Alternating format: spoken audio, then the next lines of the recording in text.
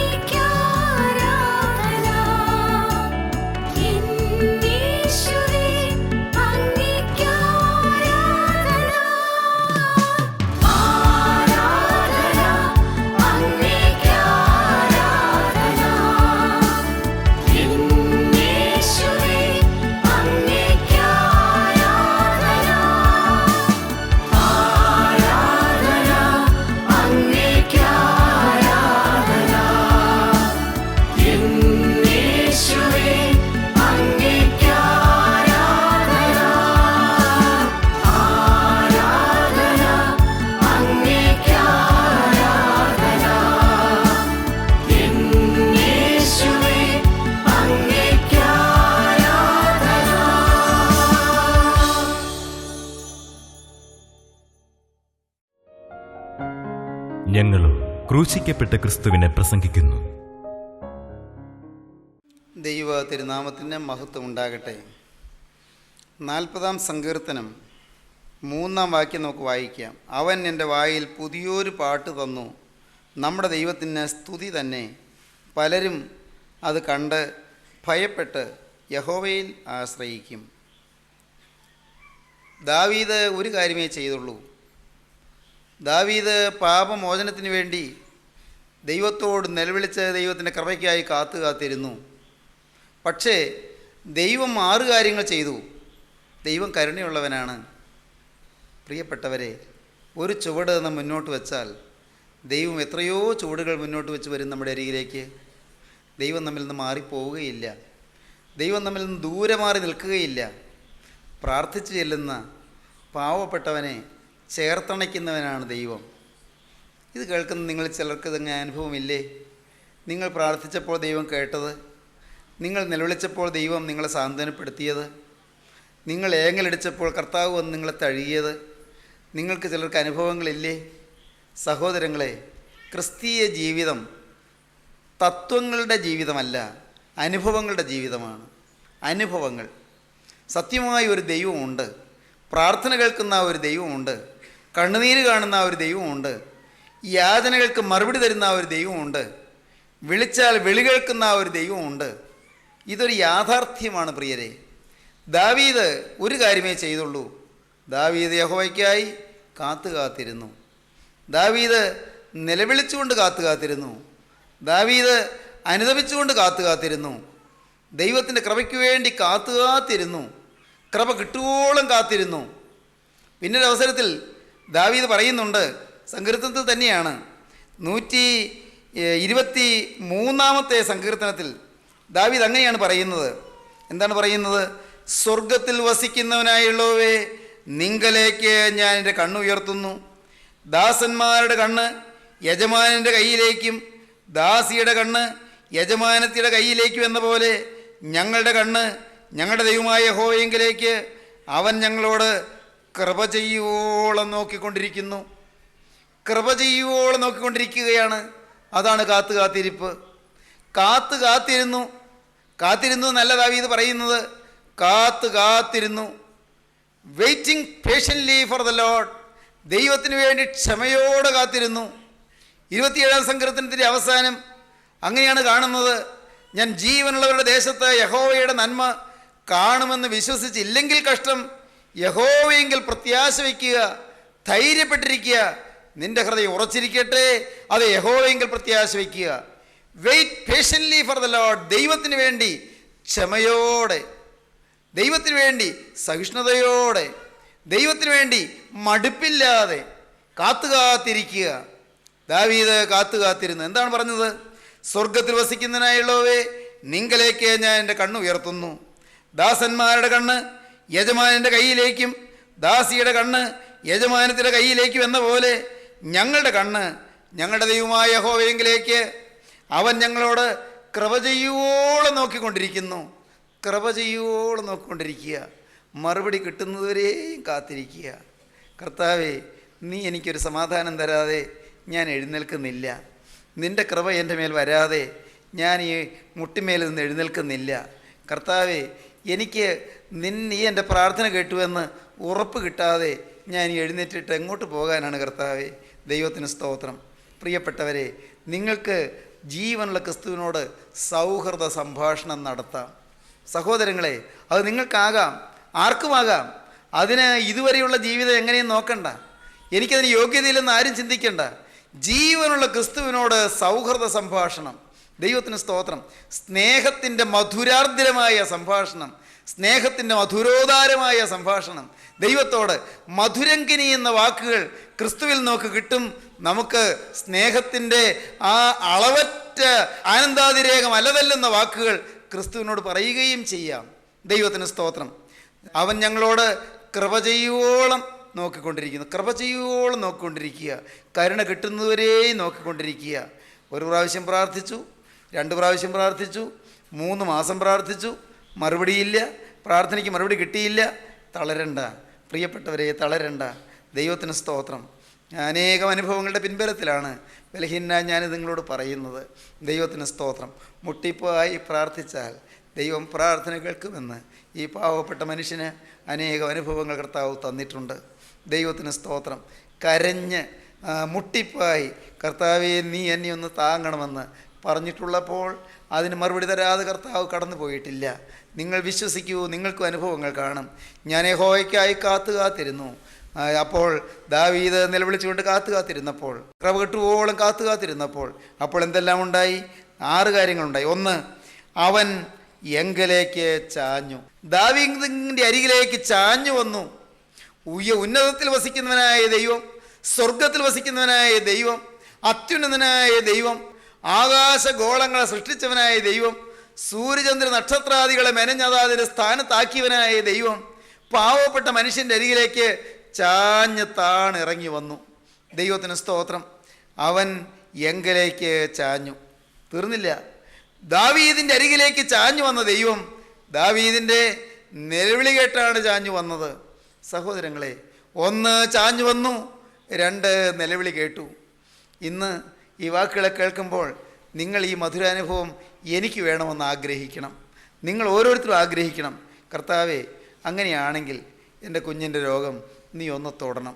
ദൈവത്തിന് സ്തോത്രം. എൻ്റെ കർത്താവേ, ഹോസ്പിറ്റലിൽ കിടക്കുന്ന എൻ്റെ മോളെ നീ ഒന്ന് സന്ദർശിക്കണം. ദൈവത്തിന് സ്തോത്രം. കർത്താവേ, ബെഡിൽ ഇപ്പോഴും എണീക്കാൻ വയ്യാതെ കിടക്കുന്ന എൻ്റെ അമ്മയെ നീ ഒന്ന് താങ്ങണം. ദൈവത്തിന് സ്തോത്രം. എൻ്റെ കർത്താവേ, എൻ്റെ ഭർത്താവ് ഉറക്കം വരാതെ മനസ്സമാധാനമില്ലാതെ അങ്ങനെ തിരിഞ്ഞും മറിഞ്ഞും രാത്രി കിടക്കയിൽ കിടക്കുന്നു. എൻ്റെ കർത്താവെ, ഉറക്കം വരാതെ വിഷമിച്ച് കിടക്കുന്നു. ഒരാശ്വാസം എൻ്റെ ഭർത്താവിന് നീ തരണം. ദൈവത്തിന് സ്തോത്രം. പ്രിയപ്പെട്ടവരെ, നിങ്ങൾക്ക് എന്തെല്ലാം പറയാനുണ്ട്? തീർച്ചയായിട്ടുമുണ്ട്. നിങ്ങൾക്ക് ഈ ഭൗതികമായ കാര്യങ്ങൾ തന്നെ പലതും പറയാനില്ലേ? ഇല്ലേ?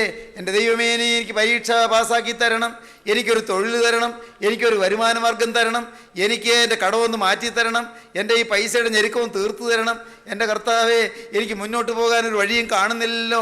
മനുഷ്യരുടെ മുമ്പിൽ ഞാനിതാ അവഹേളിതനായി തീരുകയാണല്ലോ, അപഹസിക്കപ്പെട്ടു പോകുന്നല്ലോ, ഞാൻ നിന്ദിതനായി തീരുന്നല്ലോ, എൻ്റെ നിലയും വിലയും ഞാൻ കളഞ്ഞു കുളിച്ചു പോയല്ലോ കർത്താവേ, തക്ക സമയത്ത് കൊടുക്കാൻ വയ്യാതെ, കൊടുക്കാൻ മാർഗമില്ല, ഞാൻ വലയുന്നല്ലോ, എനിക്കൊരു പരിഹാരം തരണം.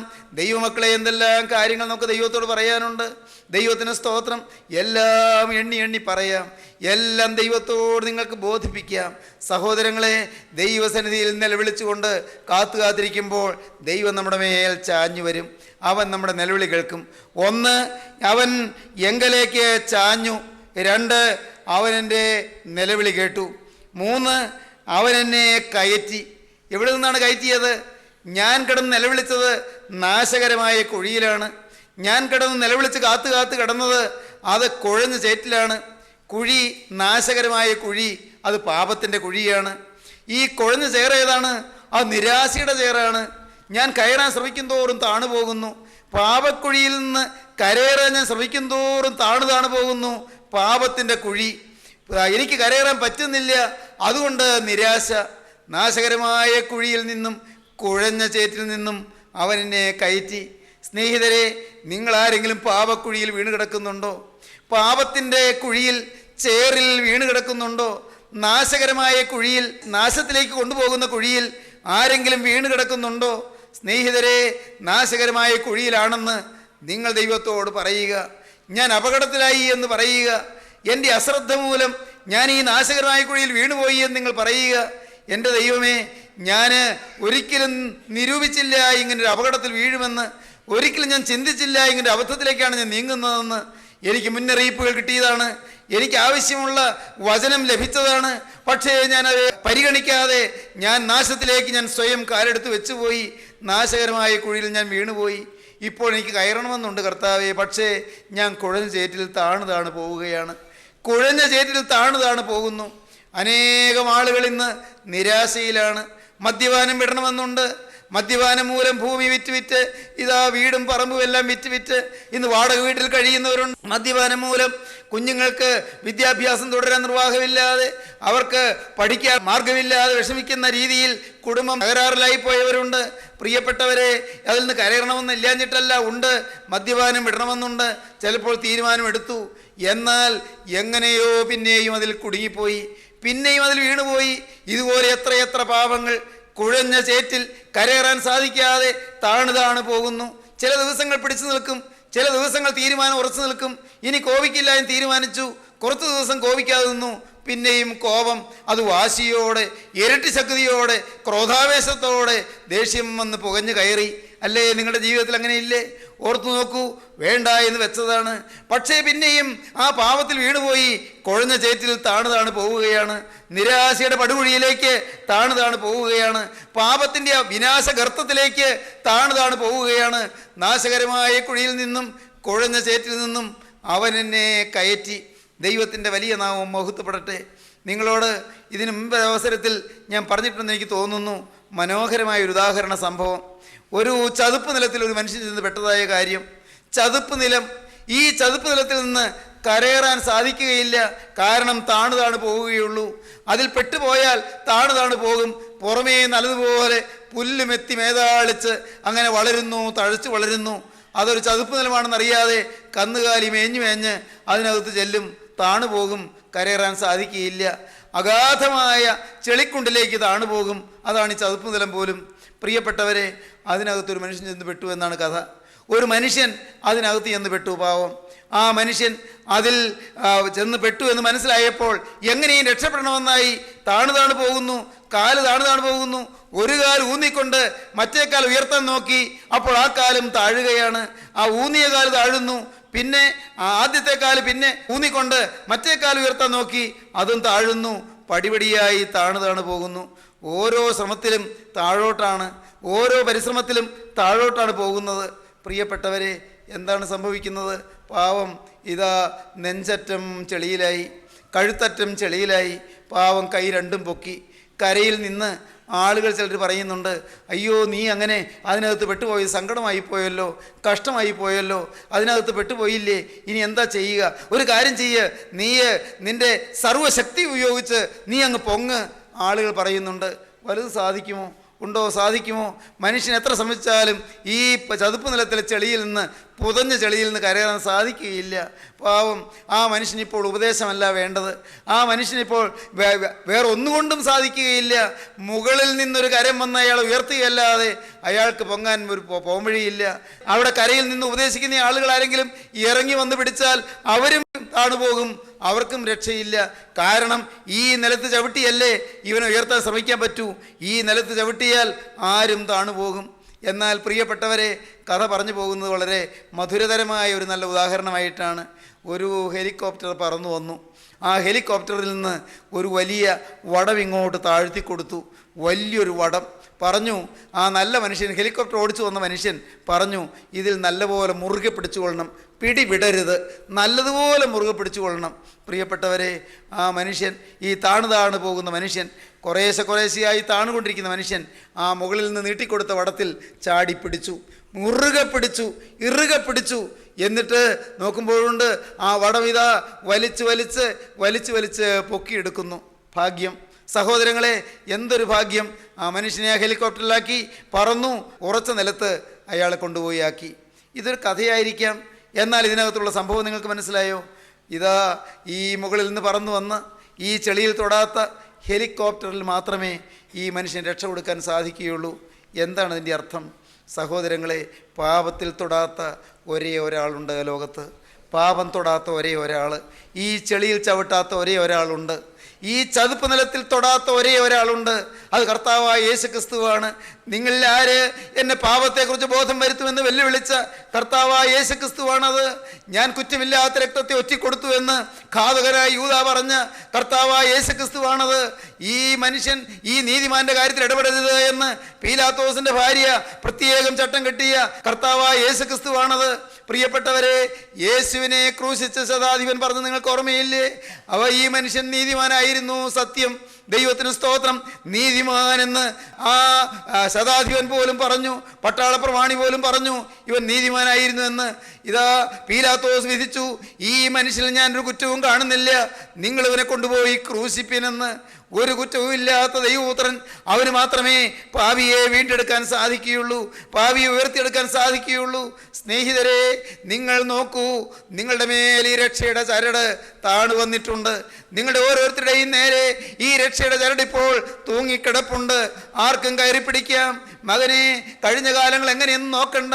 ഇന്ന് നിന്റെ മുൻപിലേക്ക് താണിറക്കി തന്നിരിക്കുന്ന രക്ഷയുടെ ഈ അനുഗ്രഹീതമായ ചരടിൽ നീ പിടിക്കുമെങ്കിൽ, ഈ ചുവന്ന ചരടിൽ നീ പിടിക്കുമെങ്കിൽ, രക്താങ്കിതമായ ചരടിൽ നീ പിടിക്കുമെങ്കിൽ, രക്തം പൊടിയുന്ന ഈ ചരടിൽ നീ പിടിക്കുമെങ്കിൽ, പ്രിയനെ, ആണിപ്പാടുള്ള ഈ കരത്തിൽ നീ പിടിക്കുമെങ്കിൽ, നിന്നെ അവൻ പൊക്കിയെടുക്കും, നിന്നെ അവൻ ഉയർത്തിയെടുക്കും. നിന്നെ അവൻ ഈ ആഴമുള്ള കുഴിയിൽ നിന്നും കുഴഞ്ഞ ചേറ്റിൽ നിന്നും വലിച്ചു കയറ്റും. ആലങ്കാരികമായ ഭാഷ പോകട്ടെ, നമുക്ക് അനുഭവത്തിലെടുക്കാം. പ്രിയപ്പെട്ടവരെ, നിങ്ങൾ വിശ്വാസത്തോടെ യേശുവിലേക്ക് ധ്യാനാത്മകമായി ഒന്ന് നോക്കിയാൽ മതി. വേറെ ഒന്നും നിങ്ങൾ ചെയ്യണ്ട. ഞാൻ നിരാശയിലേക്ക് താണു പോകുന്നല്ലോ, എനിക്കൊരു കരയേറ്റം തരണമേ, എന്നെ നീ ഒന്ന് ഉയർത്തണമേ. എൻ്റെ ദൈവമേ, എൻ്റെ ഈ പാപ സ്വഭാവം എനിക്ക് നീ ഒന്ന് മാറ്റി തരണമേ. കർത്താവേ, ഞാൻ വീണ്ടും വീണ്ടും പാപത്തിൽ വീണു പോകുന്നല്ലോ. എൻ്റെ ജീവിതം ആകെ അസ്വസ്ഥമാണല്ലോ. ഒരിടത്തും എനിക്കൊരു കരയേറ്റം കിട്ടുന്നില്ലല്ലോ. എല്ലായിടത്തും എനിക്ക് പരാജയമാണല്ലോ കർത്താവേ. എനിക്കൊരു ജയജീവിതം കിട്ടുന്നില്ലല്ലോ. നീ എനിക്കൊരു ജയം തരുമോ കർത്താവേ? നിനക്കത് കഴിയുമല്ലോ കർത്താവേ. എനിക്ക് ജയം തരാനല്ലേ നീ പരാജയപ്പെട്ടവനെ പോലെ കുരിശിൽ മരിച്ചത്? എൻ്റെ കർത്താവേ, എന്നെ ജയിപ്പിക്കാനല്ലേ നീ പരാജിതനെ പോലെ കുരിശിൽ കിടന്നത്? ഞാനത് വിശ്വസിക്കുന്നു കർത്താവേ.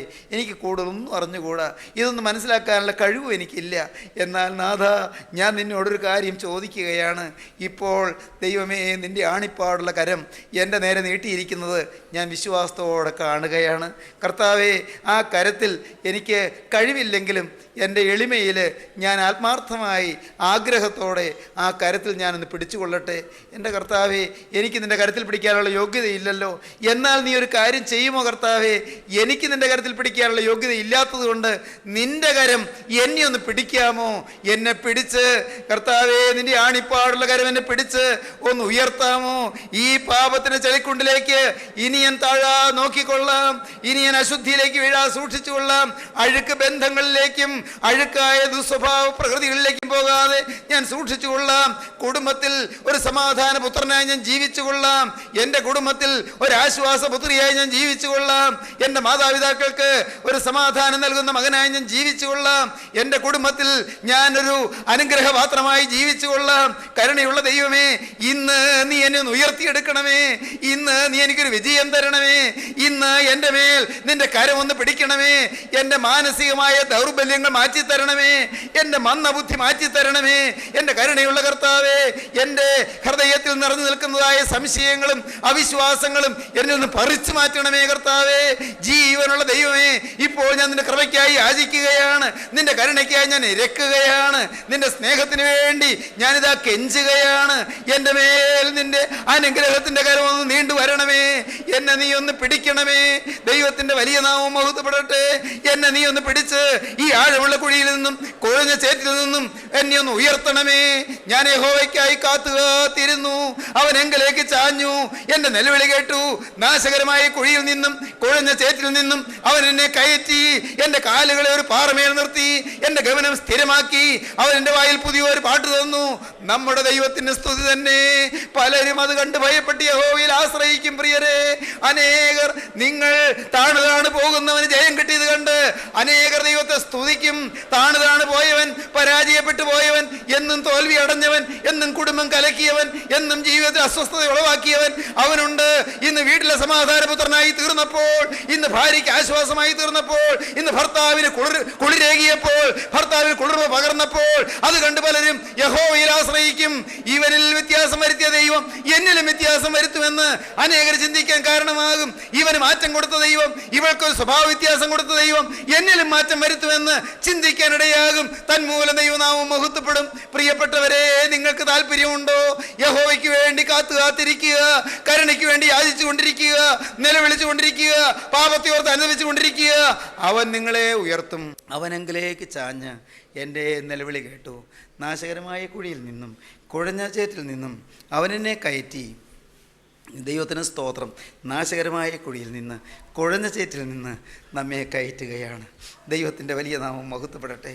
ഇന്ന് ഈ സമയത്ത് എനിക്കൊരു ചെറിയ ആശയുണ്ട്. ഞാൻ വിനയപൂർവ്വം നിങ്ങളോട് പറയട്ടെ. ഒരാഗ്രഹം എനിക്കുണ്ട്. ഇതുവരെയും തോൽവി അടഞ്ഞവർ, ഇതുവരെയും ജീവിതത്തിൽ പരാജയപ്പെട്ടവർ, ഇതുവരെയും മനസ്സിൽ സമാധാനം കിട്ടാത്തവർ, ഞാൻ എന്തിനു ജീവിക്കുന്നു എന്നോർത്ത് മനസ്സ് പതറിക്കഴിഞ്ഞവർ, നിരാശയുടെ അടിത്തട്ടിലേക്ക് പോയവർ, പല പല കാരണങ്ങളാൽ നിരാശപ്പെട്ട് വലഞ്ഞു പോയവർ, എൻ്റെ ദൈവമേ, ഇപ്പോൾ നിങ്ങളുടെ ഹൃദയം ക്രിസ്തുവിന് വേണ്ടി ഒന്ന് തുറന്നു കൊടുക്കുമോ? ആ സ്നേഹനിധി വന്നിട്ടുണ്ട്. ആ യേശു നിങ്ങളുടെ അരികത്ത് നിൽക്കുന്നുണ്ട്. അവൻ നിങ്ങളുടെ ഓരോരുത്തരുടെയും സമീപത്തേക്ക് വന്ന് അവൻ വളരെ എളിമയോടെ നിങ്ങളുടെ നേരെ കരം നീട്ടി നിൽക്കുകയാണ്. അവൻ്റെ ആണിപ്പാടുള്ള കരം നിങ്ങളുടെ നേരെ നീട്ടിയിട്ടുണ്ട്.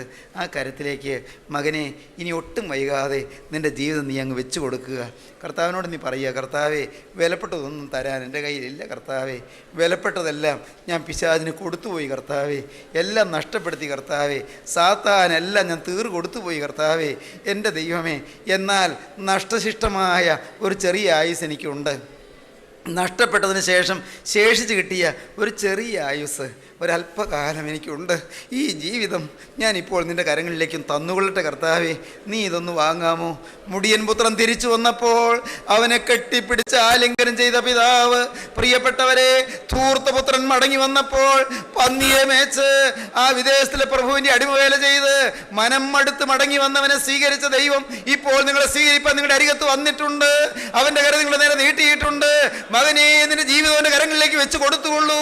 മകളെ, നിന്റെ ഭാവി അവൻ്റെ കരങ്ങളിലേക്ക് വെച്ച് കൊടുത്തുകൊള്ളൂ. അവൻ നിന്നെ ഒന്ന് വിശുദ്ധീകരിക്കട്ടെ, അവൻ നിന്നെ ഒന്ന് വാഴ്ത്തട്ടെ, അവൻ നിന്നെ ഒന്ന് അനുഗ്രഹിക്കട്ടെ, അവൻ്റെ തൃക്കരം നിന്റെ ശരീരത്തിൽ നിന്ന് വെക്കട്ടെ. ആ തൃക്കരത്തിൽ നിന്ന് അനുഗ്രഹ സമൃദ്ധി നിന്റെ മേൽ ഇപ്പോൾ പ്രവഹിക്കട്ടെ. അവൻ്റെ കരത്തിൽ നിന്ന് തിരുരക്തത്തിന്റെ ശക്തി നിന്റെ തലച്ചോറിൽ നിറഞ്ഞിട്ട് അത് നിന്റെ സിരകളിലൂടെ ഒഴുകിയിട്ട് നിന്റെ ഹൃദയത്തിൽ നിറഞ്ഞിട്ട് നിന്നെ ആകമാനം മാറ്റിമറിക്കട്ടെ.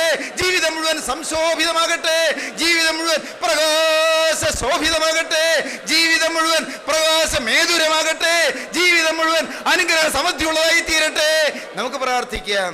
സ്നേഹവാനെ, അൻപുള്ള പിതാവേ, കരുണയുള്ള കർത്താവേ, ഈ നല്ല സന്ദർഭത്തിനായി ഞങ്ങൾ നിന്നെ സ്തുതിക്കുന്നു. സ്നേഹത്തിൻ്റെ ദൂതനായി ഞങ്ങൾ നിന്നെ സ്തുതിക്കുന്നു. അനുഗ്രഹം ഞങ്ങളുടെ മേൽ ചൊരിഞ്ഞുകൊണ്ടിരിക്കുന്നതിനായി ഞങ്ങൾ നിന്നെ സ്തുതിക്കുന്നു.